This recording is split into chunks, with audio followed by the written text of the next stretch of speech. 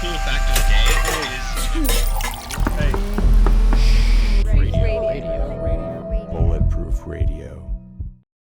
Hey everyone, it's Dave Asprey with Bulletproof Radio. Today's cool fact of the day is that scientists are able to convert human skin cells into the same kind of brain cells that help you to control your body movement. And in the studies, these cells not only survived when they were implanted into mice, but they were functional in the mice brains just like other brain cells, which is kind of cool because we may be able to scrape something from your skin and then give you a movement upgrade, which would be kind of cool and relatively safe compared to using someone else's stem cells or some stem cells that were grown in a vat somewhere in China. Today's guest on the show is my buddy Jonathan Baylor. Jonathan is a New York Times bestselling author and a USA Today bestselling author. Jonathan, high five for those. Thanks, Dave. I know how hard that is because I've joined you on both those lists, and man, it's an achievement to reach that number of people. And your book is The Calorie Myth, which is a book that I've endorsed. Listeners have heard me talking about it before. If you haven't heard past conversations with Jonathan, he's the founder of SANESolution.com. He's talked with about 1,300 or talked with hundreds of scientists, but looked at 1,300 studies over a decade to look at why calories aren't the end-all, be-all for weight loss or many other things. Like they're a flawed way to look at food, and he and I are in full alignment on that. So I hope this isn't too much of a love fest on the podcast, but I may have to give him a virtual hug. And I just want some of your skin cells, Dave. Maybe we could do like a swap. You want a skin cell? The New York Times best-selling skin cell bank. I'm sure there's a demand for 4 people on Earth for that. So, but what's cool is that you looked at the studies, and then you've had some top doctors and scientists from like Harvard and Johns Hopkins and the Mayo Clinic and Cleveland Clinic endorse your work. And as a writer, like it feels good when you hear news that you know, a quote real doctor has said do this. I heard just yesterday someone posted like, my cardiologist gave me a copy of your book instead of a prescription, so I just went to your page and I don't know even which cardiologist that was, but when I see that kind of stuff, it makes me feel like the hard work that goes into creating a book like the one that you just did, The Calorie Myth, that it's worth it. Oh, absolutely, man. Well, and I my hat's off to you because this work is so important. A funny story like the one you just mentioned, one of the areas we're really trying to help with now is families. Because as you know, I mean, the childhood obesity epidemic is just heartbreaking, childhood diabetes. And recently got an email with a PowerPoint presentation attached to it. And it was from a 15-year-old girl who had given a book report on the calorie myth to her health class. And I was just like, oh my goodness, this is amazing. So I just want to give kudos to you and kudos to your listeners for being part of the solution here, man, because we're all doing some important work.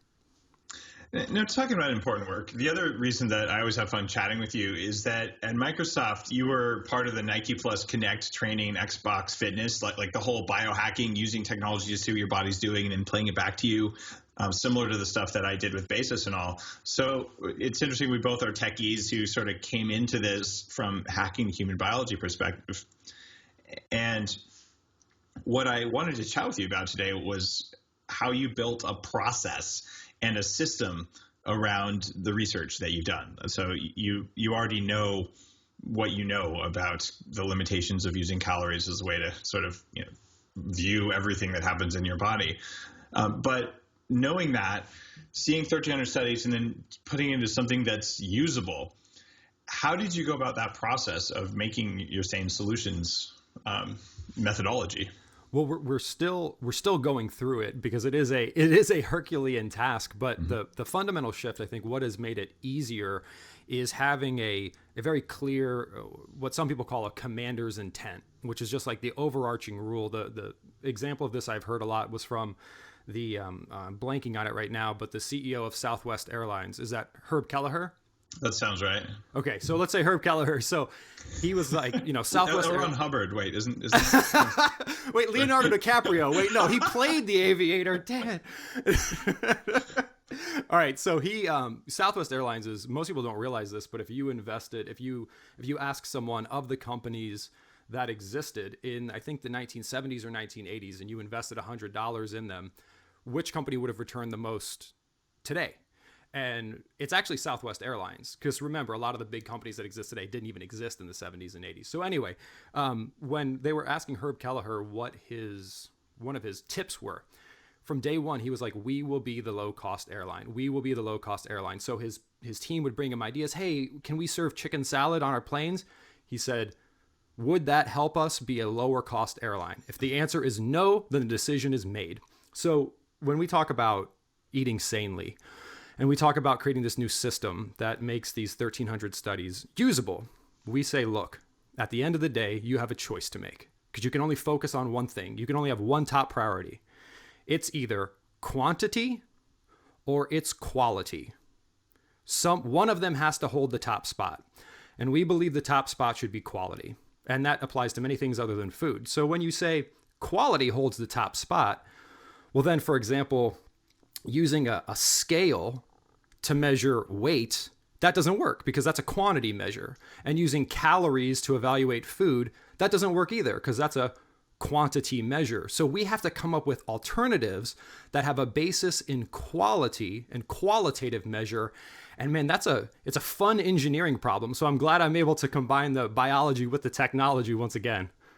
Well, it's a little bit harder for the average person to understand that quality metric, because let's face it, if you ask the average guy on the street who's not into biohacking, not into eating to look good or feel good or whatever their nutritional practices are, they're going to tell you, well, it's about taste.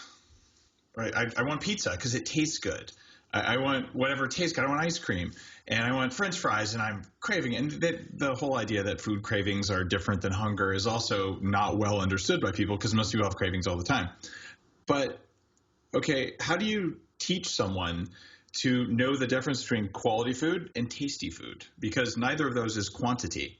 Yeah. It's a challenge, and I think the only way I've found, and this has been a tough journey for me because I'm Mr. Science. I'm sometimes a little too computer-like in my thinking, but sometimes, all the science in the world isn't going to convince someone of something they believe emotionally.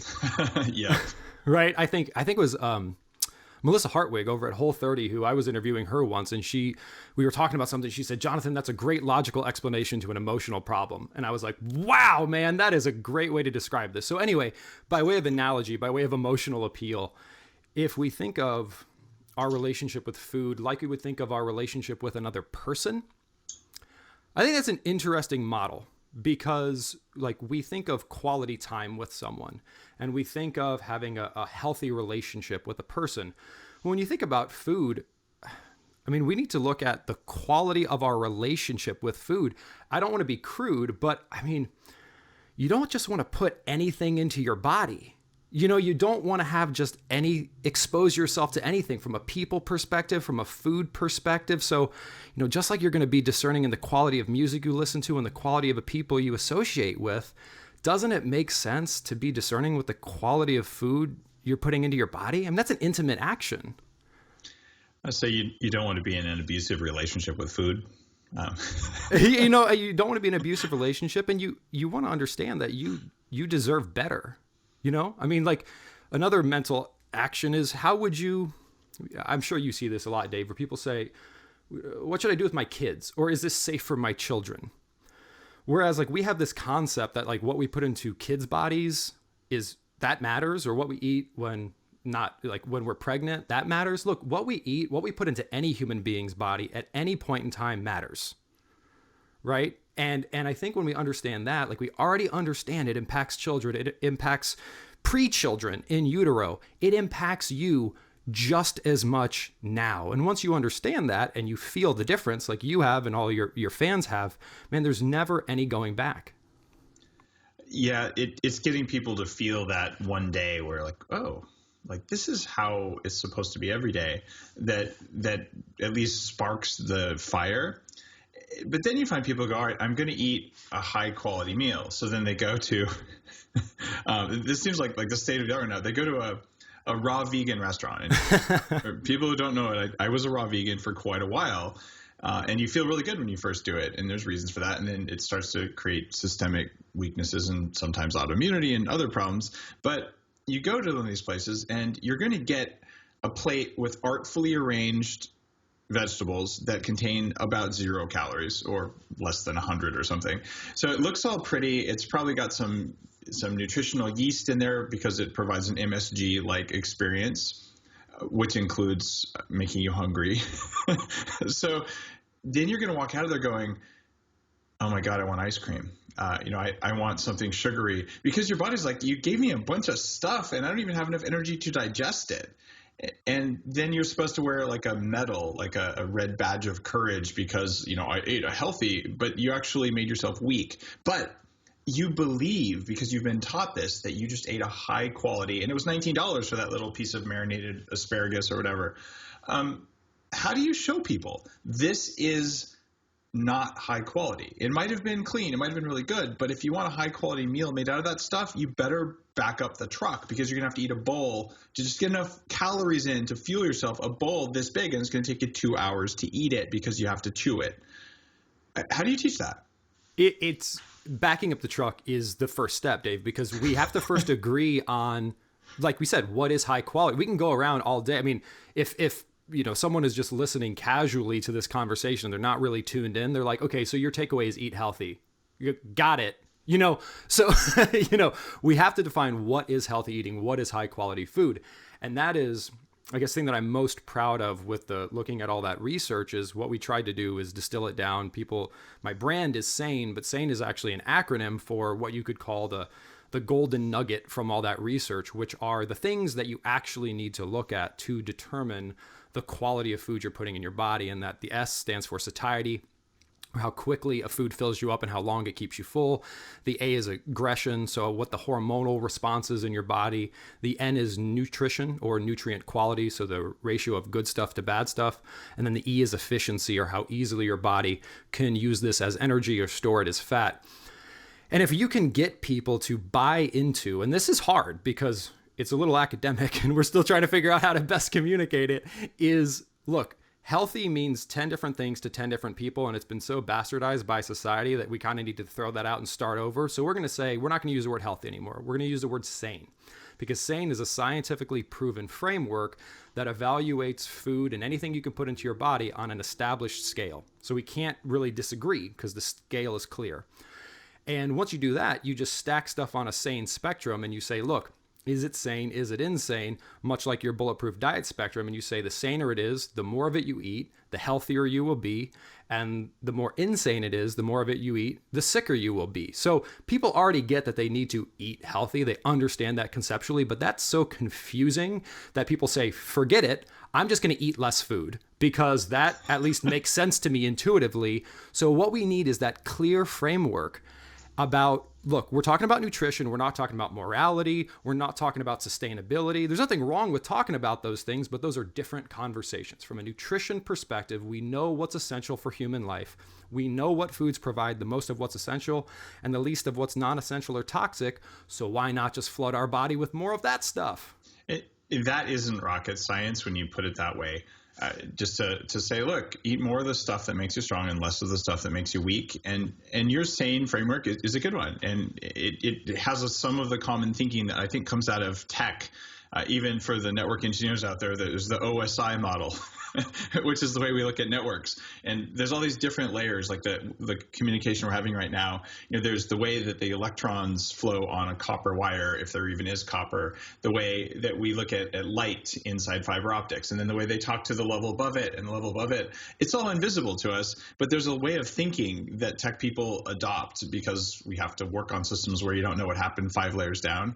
And I see the flavor of that in the way you've looked at SANE. You're like, look, here's the order of operations in SANE, right? You're looking at the S first. Do I have that right? Like in terms of like, you wouldn't look at the E before you look at the S, or is every one of those variables equally weighted? So right, yeah, every one of those variables is equally Yeah, weighted. okay. So, but it's but they all need to be considered in unison, because that's another problem we face with the nutrition community is something might be very unaggressive. So like, yeah, you know what's salmonella wheat, or however you pronounce it, pasta. Semolina, Yeah, you know, it has a very low glycemic load and it has a small hormonal response. Well, okay, but what about its satiety? What about its nutritional value? What about its efficiency? So they're all equally weighted, I would say. And then what you do need to, though, look at from a ordering perspective, and this is one of the things we're most excited about, is we're actually getting a patent on let's call it Calories 2.0, or let's call it a SANE score. So we are looking to try to develop one single measure that evaluates the quality of a food. So someday, instead of just seeing a calorie count on a label, ideally you'd see a calorie count and a SANE score, which is just a red to green indicator. And that algorithm is actually pretty interesting. I'm eager to see the results of that work, because, you know, there's this other guy in the neighborhood named Andy, Aggregate Nutrient Density Index. Tell me what you think about Andy. Well, so Andy and existing things like Andy, because there's a couple things like it, they inappropriately penalize food for providing you with energy. Exactly. They tell you to eat foods that don't have any energy in them. Right. And that gets us back to the calorie myth, right? A calorie is an essential nutrient. I mean, like sometimes people call water an essential nutrient, which isn't technically true, but the people who are listening to this are smart enough to understand what we're meaning to communicate. If you don't eat calories, you die. Therefore, calories are essential. So a calorie isn't a bad thing. It's not a thing to be avoided any more than water is a bad thing or a thing to be avoided. Yeah. So saying that something has a low Andy score because it provides you with more of an essential nutrient really doesn't make much sense. It's really weird to me, because the perfect Andy food would be a glass of water and a multivitamin.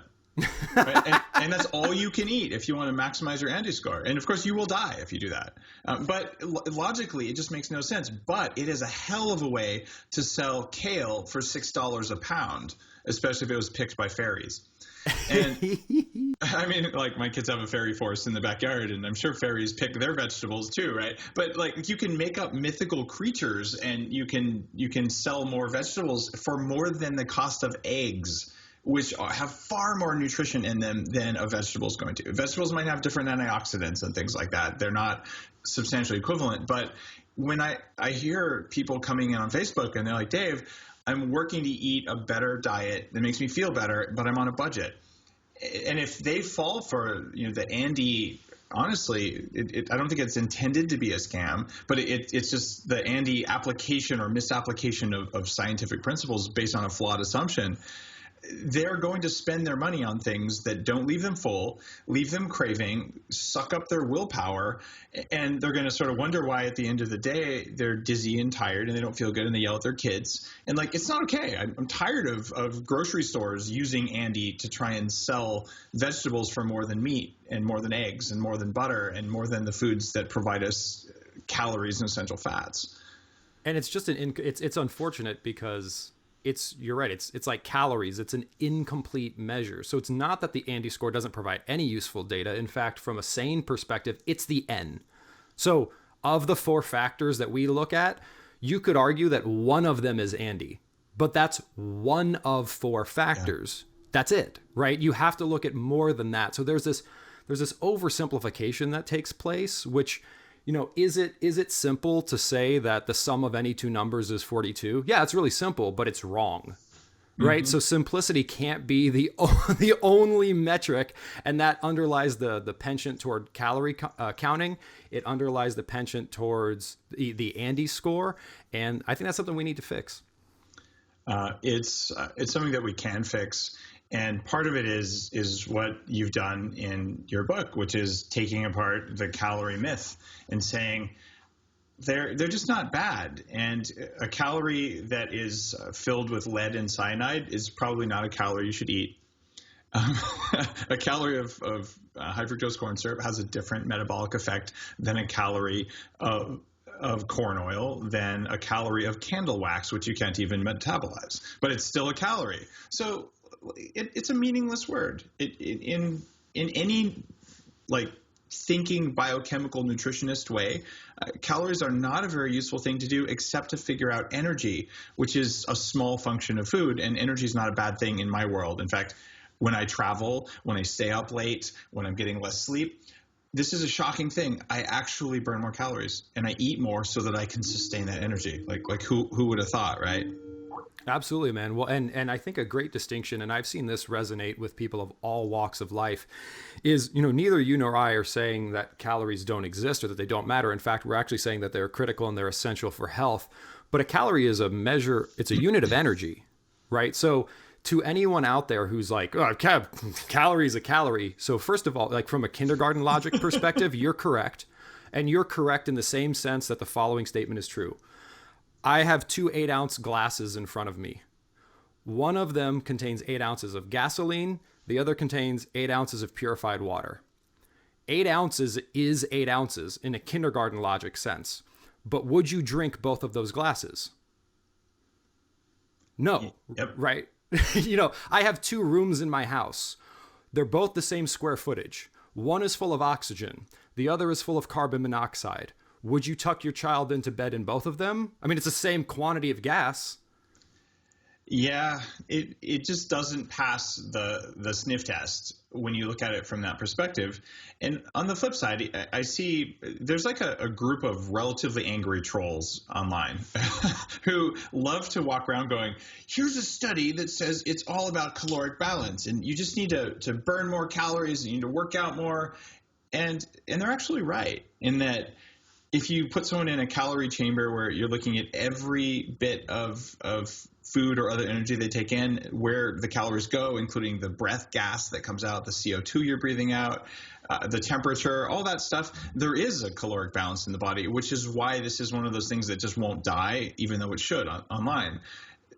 Why, when you dig into this, because you've talked with a lot of the same sort of experts, the same sort of science I'm familiar with, but I want to hear your answer on this because it may be different.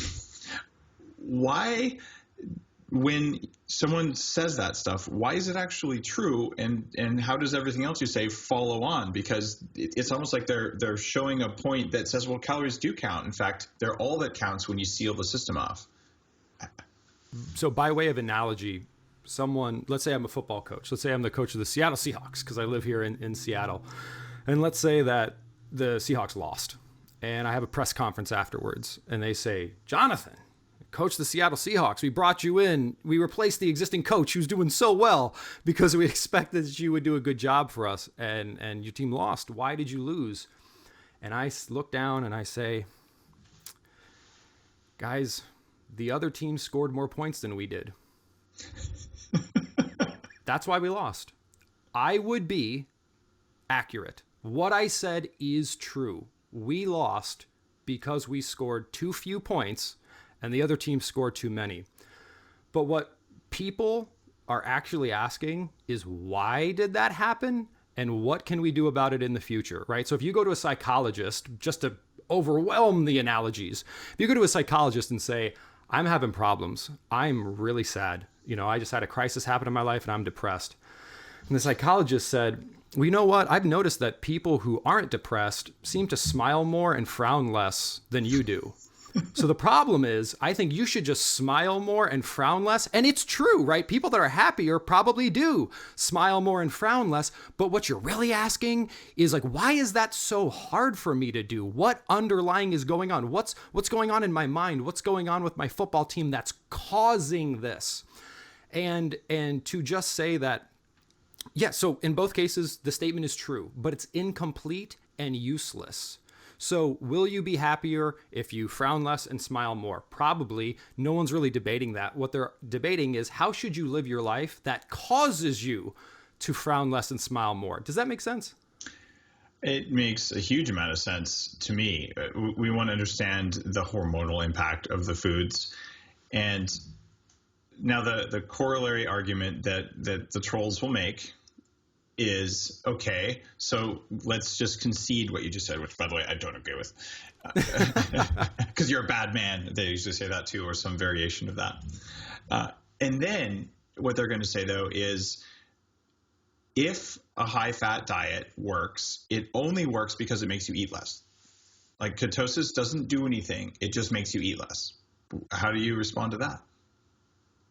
The same people who make these troll arguments are usually people who are really into their physiques. Have you noticed? Have you noticed? Yeah. So, and I come from that world, right? So I have pictures of me at some of the first Arnold bodybuilding expos that ever took place back in Columbus, Ohio, with Jay Cutler, with Ronnie Coleman, so I understand that industry, right? So to those same people, I would say, okay, let's say you change nothing about your macros, which they love talking about, macros, which is short for macronutrient, and you start taking steroids. Will your body change? Okay. You've changed nothing about your caloric balance, and you've changed nothing about your macros.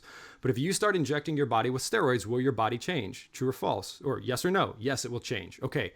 So therefore, by definition, because negative knowledge is really powerful, we've just proven definitively that there is something other than a macronutrient or a calorie that can influence your body. So they then have to concede that point. You and I aren't arguing that macros and we aren't saying macros and calories don't matter. So our position is super easy to defend, both from a scientific and from a common sense perspective. We're saying it's an incomplete picture. But someone who says that calories are all that matter or macros are all that matter, I mean, good luck defending that position, because the same people who take that position are the first to tell you how effective steroids are, and chances are half of them are on steroids and have experienced what that's like, and that isn't affecting their calories or their macros. Yeah, there's this metric, and I look a lot at farming and ranching, because we're allowed to do things to those animals that we don't do to people, except maybe in prison, which still isn't very ethical. And farmers look at results because they go out of business when they don't. And there's this metric that I love. It's called feed efficiency. And it's how many pounds will an animal gain on X amount of feed. And funny enough, they can add an antibiotic and they can get a 30%. Actually, sorry, that's not an antibiotic. That's a mold-derived xenoestrogen, essentially a hormone, but it's derived from zearalenone, which it commonly grows on some kinds of feed, and it also does the same thing to us. It's about 1,000 times more potent than normal estrogen our bodies make. And well, when they get this stuff, they concentrate it, they put it into a little waxy pellet, they stick it into the cow's ear, and then it melts into their bloodstream, basically, through the blood vessels in the ear. And when they do that, they get a 30% increase in feed efficiency. That means they feed them a third less and they still get fat. And if that is possible, and you believe this calories in, calories out stuff, that means that the cows stood still a lot so that they burned less energy so they could get fatter, but they're not doing that. So what happened? What happened was something that wasn't a calorie affected the fat deposition in the muscles and around the organs of the animals. And that's just how it is. And to see that study and then say calories in, calories out, at that point we can say calories in, calories out might be a good heuristic. Just like, the Newtonian picture of the universe is pretty good, except quantum might be more accurate. It's just harder to think in that, so we can imagine gravity in it. So it's a good model, but it unfortunately breaks down where the rubber hits the road. So that said, these debates, there must be like 10 trillion words of flaming back and forth about this topic. And I'm to the point where we can have the conversation you and I just had. Maybe we should just take this clip, extract it, put it on YouTube, and just like always post it whenever someone does this, because clearly in a calorie chamber, you can induce famine and you can induce weight loss. And of course, those people gain the weight back more quickly and they tend to go crazy, as Gary Taubes wrote about. And I just interviewed him right before I interviewed you, like a couple of days ago. I talked to him. Gary Taubes wrote Good Calories, Bad Calories, for people who don't remember his name. And so we know this stuff. It's established. And for someone to, maybe I'm angry because I'm on too many steroids. So I'm going to come back and spend yet another 10 hours on Facebook telling people calories all that count. I'm kind of done with that. And there's so much written about it, and thinking people have come to that conclusion. You've come to that conclusion. And that said, have you ever actually cut your calories on purpose to lose a little bit of weight? The closest I came, so I've done two things. One was cutting, the other one was adding. So I did intentionally overconsume the heck out of calories trying to get bigger, and I couldn't. So, I mean, I think that's the biggest, that's the easiest test. Look at naturally thin people and just overfeed them thousands and thousands of calories and watch as they don't gain weight. And then, yeah, I mean, the argument is, okay. And in fact, we talk about this in the Calorie Myth book. Okay, well, that causes an increased calorie burn. So yeah, it's not that the calories in, calories out equation is like a leprechaun riding a unicorn. It has some validity to it. It's part of the equation. It's part of the equation. It's not the entire equation, right? So back to your question, when I was doing some of the intense research for the book that preceded the Calorie Myth, The Smarter Science of Slim, one of the things I loved to do was to drink a whole bunch of green tea or coffee, so a whole bunch of caffeine, and then walk on a treadmill on an incline for like 3 hours at a time while I was reading research studies, because otherwise I'd fall asleep because they're not the most interesting things in the world to read. So, and I was counting my calories out on those days. And by doing that walking, I was increasing my calorie burn between 15 and 2,000 calories per day. And I didn't intentionally change my diet in any way, but I radically increased calories out. My weight changed in no way, shape, or form. And then my overfeeding in my early years, when I was doing double shots of olive oil, trying to consume 6,000 calories per day, I was unable to change my weight reliably in that case either. The only time I've seen meaningful body composition changes, and I say body composition changes, not body weight changes, is when I changed the quality of my eating. So I increased the sanity, what I would call the sanity of my diet. For example, like nowadays, I actually just finished eating an early lunch, and that lunch consisted of a meatloaf made of beef heart and beef liver, and a green smoothie made of kale, Swiss chard, arugula, some macadamia nuts, and an avocado. I mean, talk about a freaking sane, high-quality meal. That's a sane, high-quality meal. And my mind and my body have changed dramatically, but interestingly enough, my weight hasn't really changed. Looking at your mind changing, given that your mind is using about a quarter of your calories, depending on how much you use your mind and how much you use your body, this whole food affects the mind thing, it is a big part of actually several chapters of my book. It's around willpower. And it's like, if you don't have enough energy to fuel your brain, then you'll have less energy for thinking. Do you buy that line of reasoning? There are people who don't, but one of the most compelling studies I've seen, and because, well, honestly, it's due to a lack of studies, but starvation studies on humans, there's not a lot because it's inhuman to starve someone unless you pay them and call them a personal trainer. It's okay for models. Yeah. Exactly. And it's okay if it's on national television or if, that kind of thing. But in the Minnesota starvation experiment conducted by everyone's favorite doctor, Ansel Keys, I mean, he did do some good stuff. The Minnesota starvation experiment was one of them. If you look at the rates of depression and psychosis that eating, wait for it, 1,600 calories per day induced in males, conscientious objectors, it's pretty much irrefutable to say that starving the body is not going to have, I mean, do we really need to have a conversation about what if you put less fuel in your car's gas tank that your car is going to be able to run less long or for a shorter period of time? It's pretty common sense. It seems pretty common sense. It's funny you mentioned the conscientious objectors. I'm filming a documentary that's going to come out in a couple months. It's called Moldy. And it's about environmental toxic mold and what it does to your biology and how it's affecting 100 million people. They don't know it. Like, this is stuff that grows in the wall of your house because we mess with our soil and it's messing with us back. So I hired a film team, and it turns out that the guy who's doing the soundtrack and the audio on it is Eric Troyer, who's the lead keyboardist and singer for Electric Light Orchestra, which is a substantial band. And so I've had a chance to hang out with him, and he's like sung backup on half the songs you and I have ever known. Really just a cool guy, and we've become friends. But he was a conscientious objector, and he actually was one of those guys. I don't know if they did the radical calorie restriction with him, but he has stories about, like we could only eat exactly what they gave us in little boxes, and we had to collect all of our pee and all of our poop for weeks on end. He's like, yeah, I got used to that stuff. Like, I'm like, that's hardcore, but that is the kind of stuff that they were doing to conscientious objectors back then. And he's like, it's better to do this than, to go off and fight something I don't believe in. Mm-hmm. But to hear the actual, like, rubber hits the road stories from Eric, real science was done there, even though it was really uncomfortable for the people who did it, because they didn't miss anything, at least anything they could measure. They didn't have mass spectrometers and whatnot back then.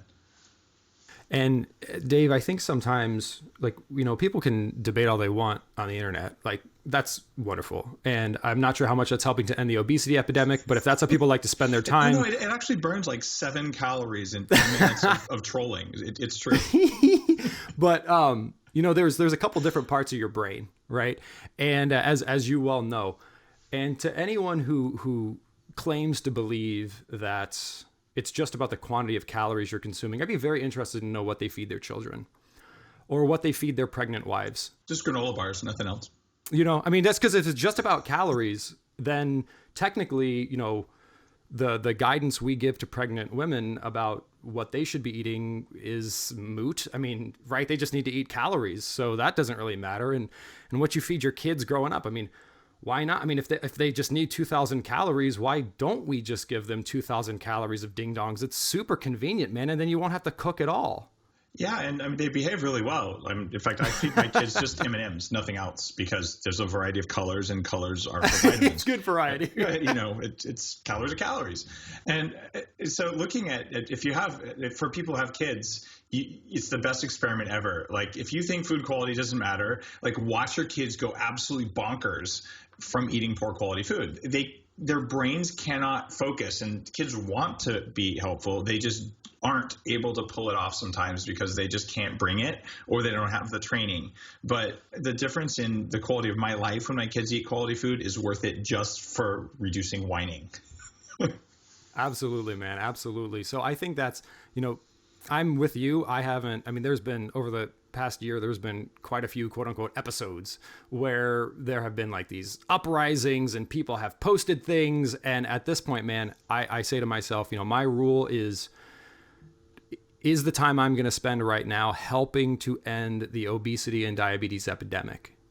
And if the answer is no, I'm not going to spend my time on it, because there's enough good that we need to do in the world. Tying back to earlier when you were talking about people writing in, people seeing their life change, anyone that wants to take up your time, anyone that wants to take up my time, anyone that wants to take up any of your listener or viewers' time, saying, oh wait, you're trying to eat more sane, high quality, nutrient dense, energy rich food. I want to criticize you for that. Dude, whatever, some people want to watch the world burn, I guess. Cool. Knock yourself out, Well, there's 2 studies that I've come across about that kind of behavior. And it was fascinating. One of them said that people who approach reality with a highly skeptical standpoint end up with 3 times the rate of senile cognitive dementia later in life, just on average. So I've actually sent that study to online trolls. I'm like, good luck with your senile cognitive dementia. Like, the level of skepticism here says we can't have a conversation about the science, because there's just no conversation to be had here. The other study that's really interesting is one that the Huffington Post wrote about, or was posted on Huffington Post anyway, where I first saw it. And it was looking at what happens with people who are like really into the trolling and what's their psychological profile. And the headline on this was, it's true, online trolls really are psychopaths and sociopaths. And they looked at the incidence of those pathologies in people who profess to get pleasure from these online arguments. And it was kind of disturbing. So there's this really cool technology, and I found I was wasting a lot of energy, so I had to eat more because of these online things. I'm like, okay, I'm working to help people here, and maybe I'm wrong, right? And I'm willing to talk about the science, and I'm willing to be wrong and to own it and then to correct it if I'm wrong. Like, this is about a body of knowledge that supports like the operating system for humans. And so when this happens, I'm burning all this energy, and I can either continue to do it and then like eat some dark chocolate while I'm doing it so I can keep my energy balanced so nothing bad happens, or I can use the technology called ban. And it occurred to me when I'm looking at the energy balance between me and a troll, they write all this crap, which is usually like a bunch of personal attacks mixed in with some, calories are all that matters kind of stuff, right? And it takes them like 10 minutes, and I'm just going to assign 1 calorie per minute. So they use 10 calories, and it takes me a quarter calorie to click ban. And so from a caloric balance, I'm actually losing weight when I ban trolls. Like the science is really clear because of the calorie balance, you see? Oh man, that is, well, I forget who I was talking to, but it was related to this, man. And it's just, look at people that are really just dialed into life, whether or not it's dialed into being just an amazing parent to children, or whether it's being the president of the United States, or whether or not it's running a nonprofit organization, or whether it's writing great poetry. I mean, people who are going to have hella eulogy. Like when they die, they're going to have a lot of stuff that people are going to say about them. There you go. How much time do those people have to write negative nonsense on the internet? Not a lot. Not a lot, man. So in some ways, when I was having conversations with this person, I used to get angry when I saw troll stuff, man. But I get sad now because it's like, damn, man. I mean, I'm sorry to curse, but I'm like, what is going on in this person's life where they literally have nothing better to do than this? Oh, no, there's an explanation, and it's actually in your book. What happened is they cut their calories so far that their prefrontal cortex, the part that's supposed to regulate their emotions, was disabled to a certain extent, and they can only get energy from causing cortisol spikes from eating foods they're allergic to, or MSG or something like that. So they're sitting there flying on cortisol, which makes you angry. They're probably shooting up some steroids so they can make sure they look pretty while they do it. So you got roid rage and inhibited prefrontal cortex, and then they're sitting there spreading, I don't know the right word for it, spreading shit on other people because they're too tired, and they get a little charge from that, which makes them at least wake up a little bit. And I don't want to sound super negative here, but I see this as actually what's happening. And it is sad. It's really sad because when people are well fed, when people feel safe, when they're well cared for, when they have intact communities and friends, they don't act that way offline or online. And the epidemic of it happening online has something to do with nutrition, and has something to do with anti-nutrients, and has something to do with trauma and other psychological things that aren't food related. But when you mix all that stuff in there, it is sad. And then the question is, are you going to let that kind of behavior work in your community? And my policy is like, look, if you're attacking other people on personal stuff, you probably aren't a good fit for the whole thing we're doing here at Bulletproof. And if you do it over and over, like, I'm just going to click the ban button and it's okay. If you come in and say, I don't agree with this, I don't understand it, I have a question, then like, hey, that's what it's all about. Like, that's fun. So that level of, do you approach a discourse from the perspective of a starving person or a person with adequate calories to think? It's a kind of an entry level for me anyway. Dave, I've never actually thought about it like that, but just anecdotally, it is really interesting to note the eating habits of people who seem angry. Oh, yeah. Yeah, there's 2 big camps of them. I bet you can identify which 2 camps I'm talking about. It's like, yeah, all you happy people that seem to have your stuff together, you're wrong. Ignore the results in your life and how you look and feel. You're wrong. Oh, I'm like, wow, man, you're not really making a good case for yourself. I think personally, 30 bananas a day is not as good as 31 bananas a day. I mean, let's face it, because it makes you so calm and it makes you a kind person. It really does. Well, sorry, Durian Ryder. I like watching your stuff. It makes me laugh. Oh man. Well, Dave, I think the neat thing, man, is, people are going to say what they're going to say, but what I love is that if you look at, well, so I this makes me happy and sad simultaneously. So sometimes I get sad when I see this negativity on the internet, but then I walk down the street and I talk to a normal person and I ask them what they think about fat. And they tell me, I think it gets stuck in my arteries because it's solid at room temperature. And I think it causes heart disease. So not only are they not reading the trolls on the internet, but they're actually not, I mean, it's so we get scared that it's like, oh no, this bad information is going to negatively affect people. Man, there is so much confusion out there, and there is so much good work to be done that we need to focus on helping people on the things I think we all agree with, which is I think maybe, I don't know. I mean, really don't spend much time reading what the trolls write, but I would imagine that even the trolls would think that, feeding your child whole foods found in nature is probably preferable than an isocaloric diet of Doritos.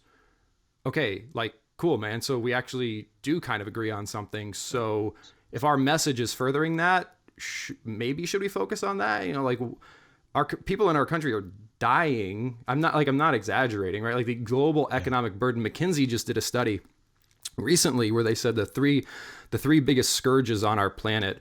One is armed conflict, which has a global economic burden of, I think it's like 2.2 trillion. Then there was tobacco, drugs, things like that, which was 2.2 billion or 2.1 billion. And the next one was obesity, and it was at like 2 billion. So it's like, man, it's great that you have a six-pack, and it's great that you did this to get that six-pack, but right now people aren't dying from a lack of a six-pack.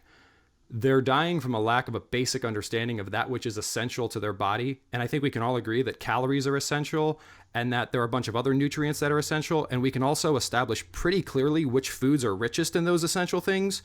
And then shouldn't we just eat those? What's the deal?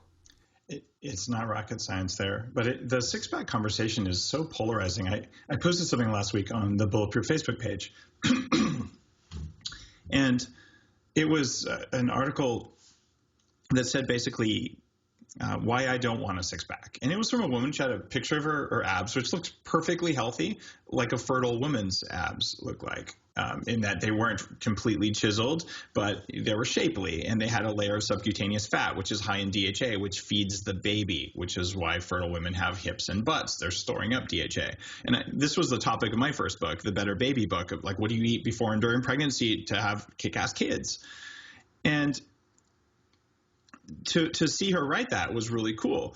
The almost 500,000 people saw this thing that I reposted, and there was a couple hundred comments there, and a whole bunch of them were like super angry, like, how dare you pick on six packs? And her thing was, I used to have a six pack, but I didn't feel good, and I was cold all the time, and now I got rid of my six pack, and my health is back, and I'm menstruating and all that. And all those things are completely glossed over by the calorie discussion, but they're part and parcel to like being a human. It is, having the hormones in your body do what they're supposed to do for the age and sex that you are. And just stuff like that is missing from a lot of the online discourse. And when you include, how do I feel today in the equation, you have to go towards something more like SANE, something more like Bulletproof, something more even just like paleo or whatever else, versus I'm going to eat what tastes good. Because I think we've shown that doesn't work. And another thing that's missing from the six-pack conversation, and I'm going to tip my hat to the folks with a six-pack. I have a six-pack, but that's because it's a skill. It's a hobby of mine, right? There are some people that are really good at basketball, and what you do to become really good at basketball is not like, I'm not going to criticize people who don't want to be good at basketball for not shooting 100 free throws every day.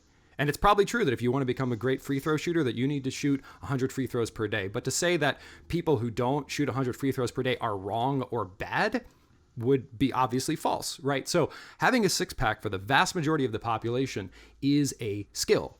And it is a skill that you would need to conscientiously put your mind to and say, this is a priority in my life. It's not natural. Most people don't just have a six-pack, right? And if that's a goal of yours, there are certain things you're going to need to do to make that happen. And that's fine.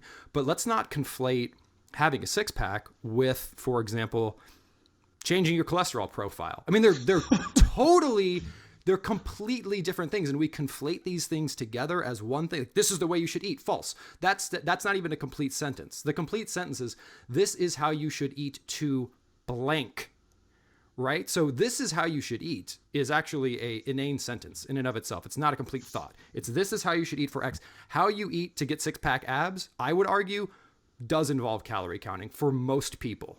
Yeah. But I would argue that most people don't have the goal of having six-pack abs. So why are we even talking about this? I mean, not you and I, but the internet. Yeah, it's well said. And if you want to cut calories, it takes willpower, and willpower is a finite resource. So you can spend it on your abs. You can spend it on changing the world or getting a better job or being a better parent. And maybe you're one of those people who can pull off all of that stuff at once because you're just steeped in willpower and your mitochondria are rocking it full of stuff. And man, hats off to you. I don't know how to do it. I have a six pack right now. I have a ton of stretch marks on top of it from when I weighed 300 pounds, but I don't work on having a six pack. It just kind of happens. And if I eat something that that inadvertently caused inflammation, funny, the six pack goes away and then it comes back 3 days later because it's not fat, it's inflammation. And a lot of people who don't have six packs are just inflamed. They're not even fat.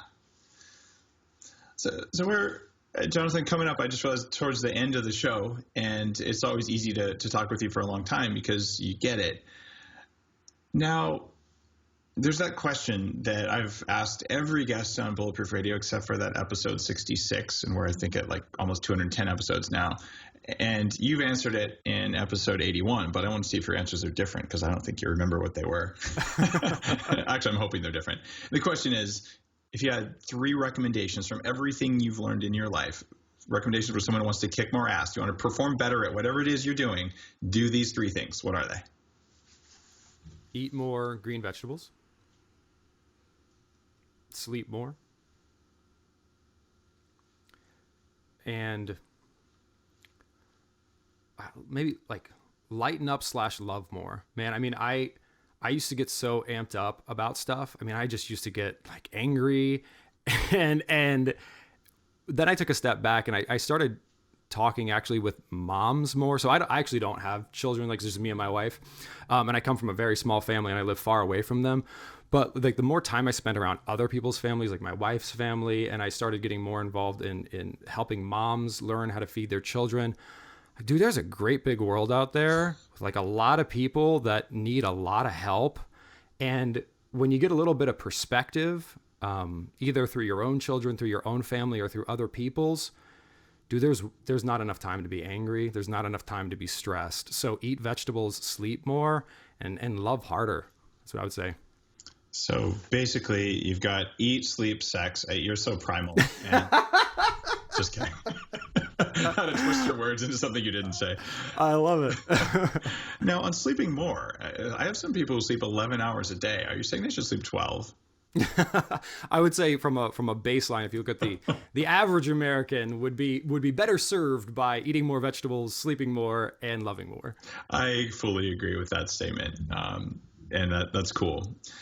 So, thank you for being on Bulletproof Radio, Jonathan Baylor. Can you give me your URL and where people should find you? Because I'm pretty sure people listening are going to want to check out the SANE way of thinking about their food.